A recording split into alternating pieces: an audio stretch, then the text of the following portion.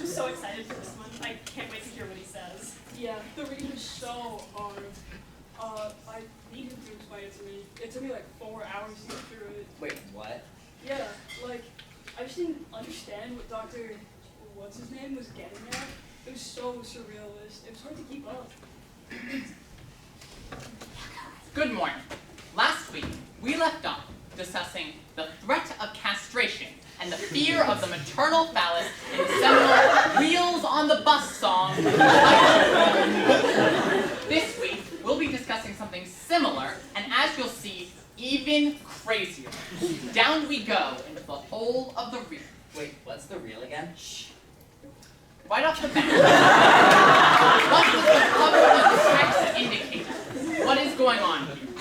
I mean, sorry, the man is bending over, clearly showing some sort of like sexual subservience. That's exactly right. And her name is Rebecca.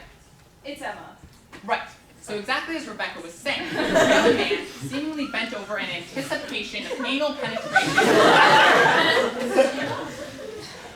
Well, Sam is also up in the corner above the rest of the scene, bearing this weird sort of arm or fishing rod that clearly has some foul connotations. Oh, great point. What the fuck? Exactly right. So if we combine what Emma and Rebecca are saying, we immediately get a division of sexual position. Now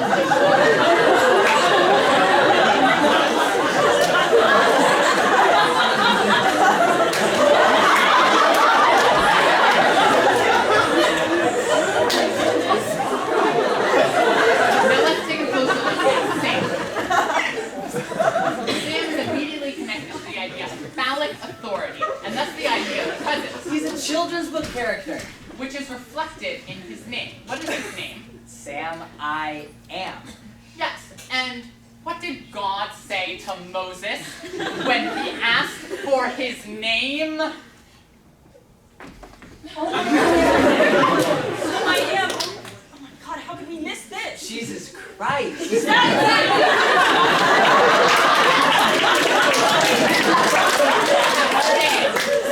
I am, rather, in the position of phallic superiority, likened to God. He speaks, therefore he is. He has the power to create, and what does he create? Green eggs and ham. What is this? Well, literally it's green eggs and ham, but what is it in relation to the man that we've labeled bottom? Well, he's sort of disgusted by it. It repels him. Well, yes. He is disgusted by it, but why? Why is the bottom repulsed by the eggs? Well, I think that the eggs immediately evoke the presence of the mother. The mother, precisely.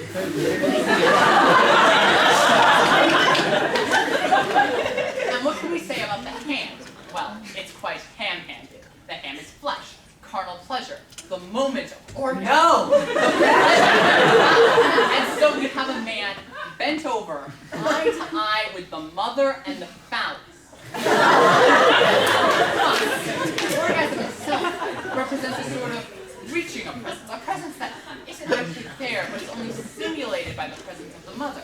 And so now we can ask, does the man refuse to eat the meal, or is he unable to eat the meal? Couldn't we also see the green eggs and ham as kind of like a representation of what popular theorist Julia Kristeva called the object? I hate when people are so obnoxious like that. You guys are like this all the time. Well, sure. But for now, let's stick to the impossible presence and non-presence of the mother, the maternal phallus, and of jouissance. Just as a final note, before we run out of time, does anyone know how to say egg in French? Did anyone take French? L'œuf? Yes, and what does that sound like? Dr. Seuss? Dr. Salute? And so the egg represents not just the presence of the mother, but also of the author, the bearer of authenticity, and the phallic power of writing, of determining meaning. No way Dr. Seuss fucking meant that. Intent doesn't matter. then, next week we will be journeying into the sea, la mer, another mother of sorts, for one fish, two fish, where